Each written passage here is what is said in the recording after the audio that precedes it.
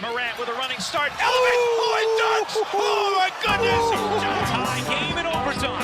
Gasol will turn his heat. It's gone! Memphis on top. 7-10 remaining. Conley now with three. Count it!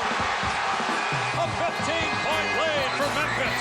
And Blake Griffin gets into it on the floor with Randolph. Hard to tell if there are any punches being thrown under there, but Griffin took acceptance. Adams going long. Morant! He hit it! John Morant! Insanity! You gotta be kidding me. Welcome to Grits and Grinds, a Memphis Grizzlies podcast. Grizzlies win edition. My name is Keith Parrish. The short-handed Grizzlies defeated the short-handed Philadelphia 76ers on the road to improve the record to 4-3. Jaren Jackson Jr. led the team with 27 points. 4 players posted double-doubles. On today's episode, I will talk about the victory. Also, I will go over the latest injury report, where we finally got a team update about Vince Williams Jr., Desmond Bane, Marcus Smart, and Cam Spencer. Before we get into all of that, just a reminder, if you're going to purchase League Pass this season and you haven't yet, you can use my affiliate link in this show's description, and that is a super easy way to support this show. All right, let's get right to it. 4 Grizzlies players in double-doubles in the same game. That's the third time that's ever happened for this franchise. It happened once back in the Vancouver days. The last time was 2008. Mike Conley, Pau Gasol, Mike Miller, and Rudy Gay all got double-doubles. In this game, Ja Morant had a double-double. Scottie Pippen Jr. had another double-double off the bench. Zach Edey had his first career double-double with 10 points and 10 rebounds. And Santi Aldama, who got the start at the small forward, had 10 points and 13 rebounds. Meanwhile, Jaren Jackson Jr., like I said, led the team with 27 points. He had 3 steals and 2 blocks as well. And the Grizzlies get a very fun victory. The Grizzlies only had 11 players available for this game. The Sixers, of course, were without Joel Embiid and Paul George. By the way, I don't know if you saw it, but Joel Embiid got into an altercation with a Philadelphia 76ers reporter after the game. That reporter wrote an article that some would say was in bad taste, and Joel Embiid, of course, had some issue with it. But the Grizzlies get the win. They had 9 players. They started Ja Morant, Jalen Wells, Aldama, Jaren Jackson Jr., and Zach Edey, and used a 9-man rotation for the second straight game. Of course, a big part of this victory is the Grizzlies once again racking up a ton of assists, once again getting a lot of points in the paint, but also those minutes for the best players are creeping up. With only 9 guys in the rotation, because you weren't going to use Yuki Kawamura or Colin Castleton in the regular part of the game, 9-man rotation. Ja Morant plays 17 minutes in the first half again. Santi Aldama plays 18 minutes in the first half. So does Jalen Wells. Jaren increased his minutes by 1 in the first half. He had 13 minutes played. Oh, by the way, Jaren played 18 minutes in the second half. This is a season high 31 minutes played for Jaren. Jaren and Ja, one of them were on the court at all times until they cleared the bench at the end. There was no 4-minute stretch in the fourth quarter where they were both off the court like occurred against the Nets. So right now, the 9-man rotation, despite being without Desmond Bane and without Marcus Smart, it has worked. Now, the competition level maybe hasn't been that good. I mean, the Bucks win. The Bucks were supposed to be good. They, by the way, lost a close game to the Cavaliers to fall to 1-5. That happened on Saturday night as well. But you beat the 76ers. You beat the Bucks now with that shorter rotation. Ja Morant playing very, very well. Jaren playing very, very well. In the first quarter, though, it was Jalen Wells who led the team. He had 9 points in the first quarter. Jalen had 14 in the first half, finished with 15 points. Now in his last 2 starts, averaging 15.5 points per game. Jalen Wells is leading all rookies in scoring right now. He is number 1 in the NBA in rookie points per game, in total points, in total three-pointers made. He's the only rookie averaging in double digits right now. Jalen is averaging 10.3 points per game. He made 2 out of 4 three-pointers against the 76ers. Right now on the season, he's 12 out of 31 on threes, which is a very respectable 39%. Jalen has looked very comfortable in the starting lineup. Even beyond the three-point shooting, he's scoring on some floaters. He had a nice Euro step where he used his size. He was very patient and got the bucket, scoring over a smaller defender. I've been very, very impressed with Jalen Wells, and he has definitely seized the opportunity. And right now, I mean, not even joking, would probably be a first-team all-rookie player. He is the current Grizzlies' top candidate for Rookie of the Year so far. I mean, I know Edey had 10 and 10 in this game. Edey, by the way, really sparked, I felt like, some of the important plays for the Grizzlies. He had a tip-in at the end of the first half with 0.2 of a second left. And he got a rebound, offensive putback, scored right before the break. Then at the start of the second half, he contests 2 straight shots at the basket. He was huge. He used his size to play defense to stop the 76ers from scoring. I thought that was very encouraging. The Grizzlies had this big run. They were down, 7 or so in the second quarter. They turned it around, closed the half. They had a 14-1 run in the second quarter. It stretched out into the third quarter. Eventually, when Jay Huff, who's another storyline from this game, when Jay Huff starts going off in the third quarter to put it away, it capped off what ended up being like a 40-13 run. Jay Huff, by the way, 20 points, a career-high 20 points for Jay Huff. A career-high 5 made three-pointers for Jay Huff. He scores 9 straight in the third quarter. The first 2, Philadelphia just wasn't guarding him. Wide open three-pointers. Andre Drummond's playing way deep in a drop defense. So Jay Huff wide open for the first 2. Then Ja Morant gets a steal, leads to an and one where Jay Huff gets the Huff stuff and gets fouled. So Jay Huff, with his 20 points, he did it in only 14 minutes of playing time. That is the fewest minutes played for any 20-point scorer in Grizzlies franchise history. The previous minutes low for a player to score 20 or more was Tyus Jones. He did it in 15 minutes. So the Grizzlies built up this 17-point lead in the third quarter. Then in the fourth quarter, you started the fourth quarter with Ja Morant on the bench. You had, however, Scottie Pippen Jr. plus Jalen Wells, and then maybe your power front court. We don't have a name for this yet. Your front court of Santi at the 3, and then Jaren and Brandon Clark as your 4-5. The Santi, Jaren, Brandon minutes, they occurred at the start of the fourth quarter when Ja was on the bench. I'm choosing to believe they saved Brandon Clark for those minutes. Brandon Clark didn't play that many minutes. His minutes still are staying very, very low. I thought he played well. I think he's actually extremely limited with the number of minutes he can play. But the Grizzlies then at the start of the fourth quarter, behind Jaren Jackson Jr. playing really, really well, blew the lead out to 25. And that essentially ended the game. The Grizzlies finished this game with 70 points in the paint. Once again, they're currently tied for the NBA lead in most points in the paint. They picked up 35 assists. This is on the heels of having 38 assists.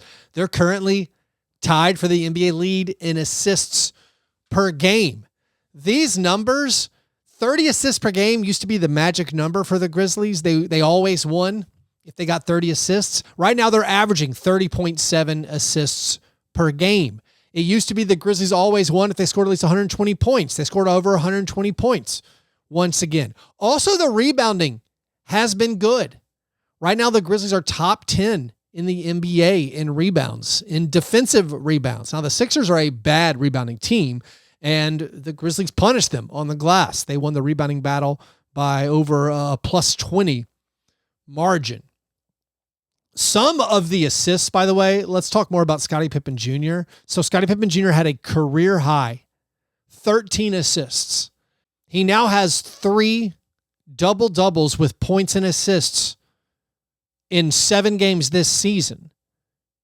He's doing that coming off the bench. He now has the most games in Grizzlies franchise history with point assist double-doubles from a bench role.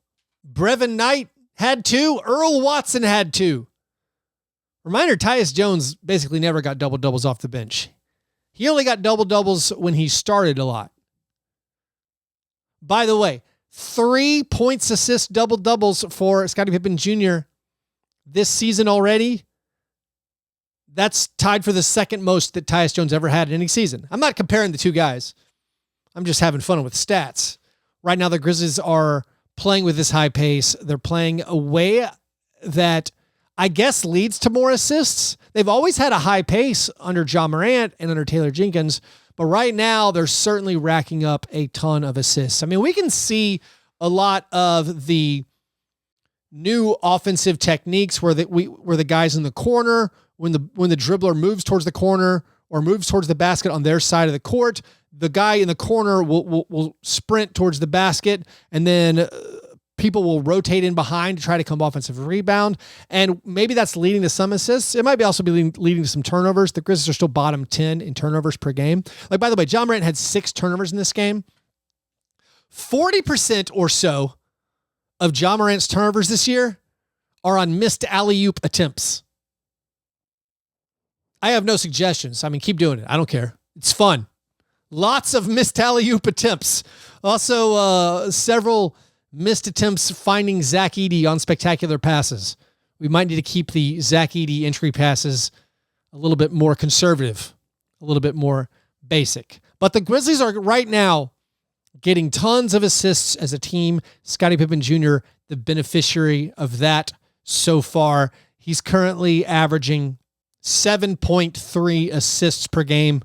By the way, Ja Morant on this season averaging 9.8 assists per game and a very high 4.3 turnovers per game. By the way, Ja Morant's overall net rating this season, he is 15th in the NBA in raw plus minus, which means his current net rating is plus 15, meaning the Grizzlies right now have outscored their opponent by 15 points per 100 possessions when Ja Morant has been on the court. Jaren trails him by just a little bit. Jaren is, I think, about 20th looking at it in raw plus minus. By the way, the team made 12 three-pointers. The 76ers actually outshot them from the three-point line. I mean, the 76ers made 19 out of 46 threes. That's 41% hit rate, 19 makes, and still lost by a lot. That's not great for them.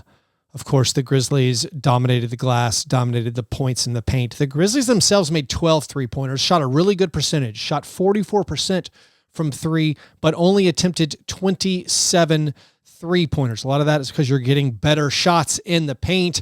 This is the 3rd straight game where the Grizzlies have failed to attempt 30 three-pointers. I would think that might be good because, again, you're scoring in the paint so much, but also I know they want to prioritize three-point shooting and having a high three-point rate, so we can keep our eyes on that one. By the way, Jake LaRavia made 2 out of 4 three-pointers. Jay Huff led the way, 5 out of 7 on threes. Jaren Jackson Jr. was 2 out of 3 from the three-point line. Santi missed all 5 of his three-point attempts, so he hasn't hit his three-pointers the last 2 games, but Santi has been doing really good damage on 2-pointers, and also great job rebounding. Just overall floor play from Santi has been at a very, very high level. By the way, so Jake LaRavia had 8 points, 2 rebounds, 2 assists. There's some more stuff that I should have mentioned, or I could have more clearly highlighted last episode when talking about Jake LaRavia's contract situation. The team declined his 4th-year player option. One thing I didn't spell out last episode, that maybe you don't know.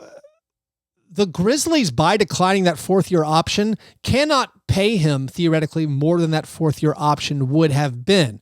The fourth-year option was for $5.2 million. So one reason I was saying it was weird because like Jake has been playing heavy minutes for you. He's still very, very young, and maybe he still has some promise. It seems weird to decline the player option for him for $5.2 million because it's not that much. It's a reasonable rate. And if he keeps playing well this season, he's going to earn more than that. And if he demands more than that as an unrestricted free agent, you can't keep him. Like, you flat out aren't allowed to keep him. I also said it kills his trade value because any team that might want him, if you trade him to that team, they also can't pay him more than that $5.16 million option that was declined. So like, if a team wants him, they have to wait for him to go into unrestricted free agency and then sign him that way. So that's why I said it was a little bit strange. Even though you're counting your dollars, you're trying to stay as far from the luxury tax as possible while still maintaining the ability to re-sign Santi Aldama if you want to do that, and then maybe use your full mid-level exception. You can still do it again. Who knows if the Grizzlies actually will. But the Grizzlies cannot offer Jake more than $5.2 million this upcoming season. So if he plays well, he's going to earn more than that. Thus, you're letting this guy go. Thus, another guy from that draft class, I mean, almost certainly not going to be on the team next year. That is the long and short of it. He's almost certainly not going to be on the team next year. So Jake LaRavia didn't work out. David Roddy didn't work out. Also, Kennedy Chandler and Kenneth Lofton Jr. from that same year. But hey, Vince Williams Jr. did work out. And I guess if you go 1 for 4 in the draft, that'll work out most of the time. If all the picks are 19th or later, just ending up with Vince Williams Jr., frankly, I guess you're allowed to miss on Jake LaRavia and David Roddy. Let's take a break, actually, and let's come back and discuss more about the Grizzlies injury updates and what it means for the team.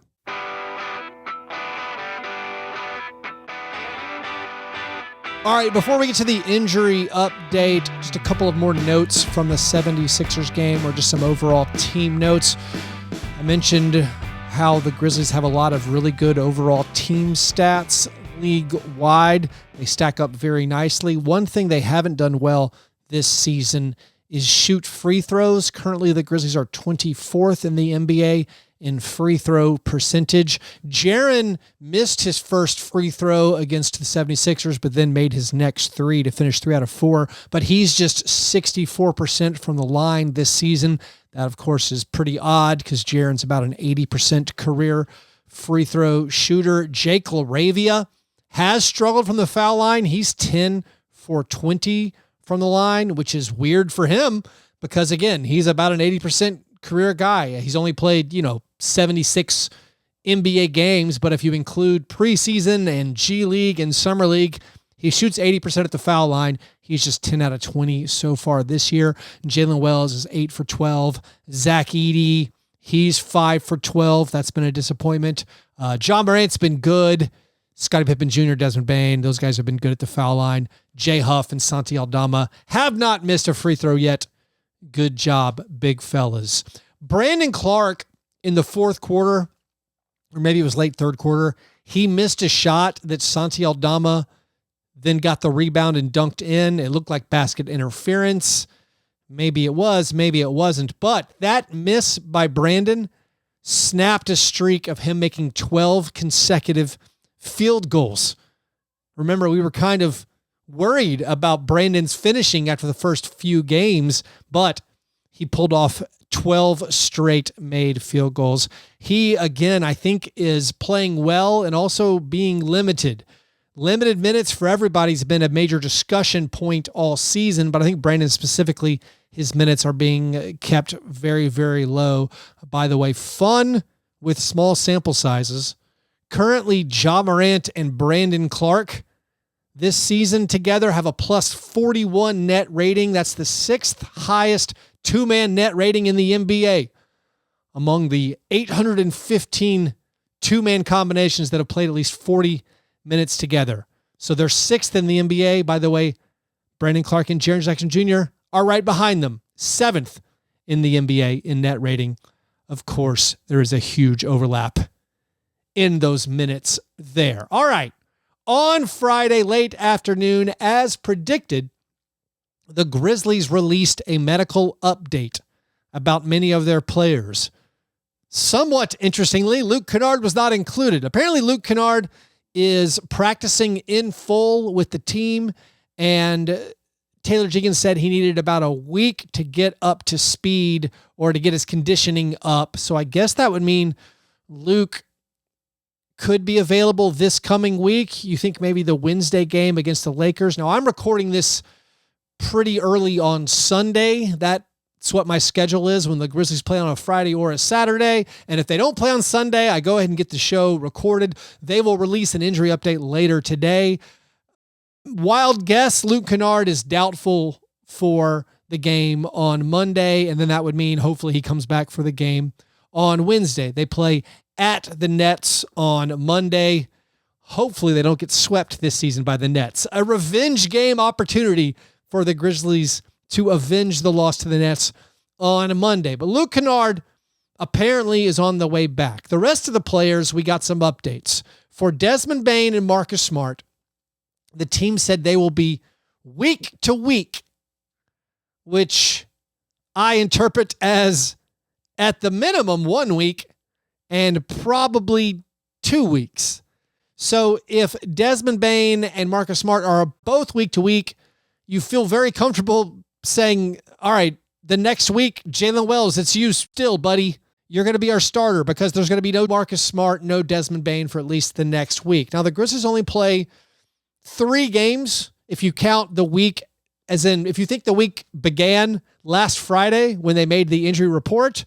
All right, 1 week from then, that's going to be missing 3 games. If it's 2 weeks from then, which seems possible or reasonable, that means both Marcus and Desmond will miss the next 6 games. Meanwhile, Vince Williams Jr., they said he's going to return in 2 to 4 weeks. And I mentally prepared myself for some disappointing injury report news. I thought that Desmond and Marcus could both miss a couple of weeks or more. I didn't totally prepare myself for Vince still possibly being 4 weeks away. When they initially announced Vince Williams Jr.'s injury back at the end of September, they said he'd be reevaluated in 4 weeks. They eventually reevaluated him 6 weeks later. Last Friday was 6 weeks from the time they said that Vince Williams Jr. would be reevaluated in 4 weeks. And the news was that he'd returned in 2 to 4 weeks, meaning he was going to be out, or Vince is going to be out 8 to 10 weeks with this injury. And maybe it was naive of me to be hopeful that Vince could return, soon after that 4-week initial reevaluation phase, but that's the situation. And that means if it's 4 weeks, that means Vince would miss the next 12 games. And of course, Vince has already missed the first 7 games. So if that's the case, if Vince misses 10 more games, he's ineligible for an all defensive team spot. And that was a personal goal of Vince's this season, was to make an all defensive team. So for at least the next, I'd say 6 to 7 games, no Desmond Bane, no Marcus Smart, no Vince Williams Jr. Of course, it's possible with Marcus and Desmond being week to week. I guess it's possible they could return after just 3 games. By the way, this upcoming week, the Nets game, road game on Monday. You play the Lakers at home on Wednesday. Then Friday night, November 8th, that is a home game against the Wizards. I will be hosting a Grizzlies watch party in Nashville. That's our next Grizzlies watch party in Nashville. Friday, November 8th at Noble's Beer Hall. Come hang out with me and other Grizzlies fans. I will be giving away Grizzlies prizes. It's a lot of fun. See me at Noble's Beer Hall this Friday, November 8th at 7 p.m. for the Wizards game. But then the following week, all right, that's when the in-season tournament starts. The NBA Cup starts, and you play the Lakers on the 13th and then the Warriors on the 15th. I'm crossing my fingers that one of Marcus, Desmond, or Vince can be available for one of those games, like maybe the game on the 15th. That would be 2 weeks exactly from the report that came out last Friday. So maybe it's too optimistic. Maybe they're not going to be that worried about their in-season tournament games or NBA Cup games, but I just want the players to get back as soon as possible. I mean, maybe with Luke coming back, it won't be as bad. Missing those guys. Of course, Jalen Wells keeps playing really, really well. Hopefully the team can be good enough to beat the Nets, but then when you start playing maybe some slightly harder competition, you're going to feel that lack of depth. But right now, I mean, kudos to the guys who have been playing. I mean, if Jay Huff keeps playing this well and Jay Claravia is playing solidly off the bench, I mean, John Conchar, he's been in and out of the lineup too. I mean, he missed this last game. He's only played 3 games this year. So there is a little bit of help on the way. But right now, with Brandon playing well, with Jay Huff playing well, with Jalen Wells, I mean, frankly, I think exceeding most expectations, you would think. So far, the team has been able to survive it. And then if those minutes creep up, if Jaren starts playing 31 minutes like he did against the 76ers, if Ja can stay on the court, they should be able to survive and move up, hopefully, the Western Conference standings.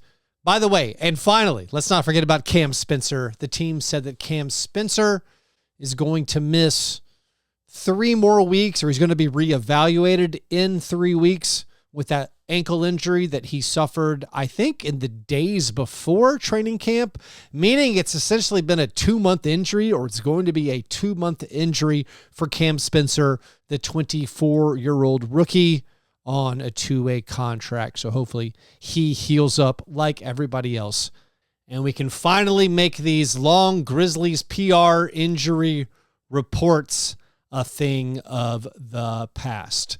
Anyways, good win for the Grizzlies over the 76ers. Nice work by the team, winning 2 straight without Desmond Bane and Marcus Smart, erasing what was an ugly start to last week. Now, hopefully, they can continue those winning ways. They can continue supporting their rookies. Jalen Wells, who, of course, as I said, the top scorer among all rookies in the NBA. Number 2, it's Zach Edey. Anyways, if you want to support this program, do that at patreon.com/fastbreakbreakfast. I have a Grizzlies only Slack channel for all you hardcore Grizzlies fans. Plus, I released a bonus episode just last week. Actually came out on Saturday, where I answered listener questions and also ranked every NBA team right now. So if you want access to that, patreon.com/fastbreakbreakfast. All right. Hope you guys have a great Monday. I'll talk to you soon. Go Grizz.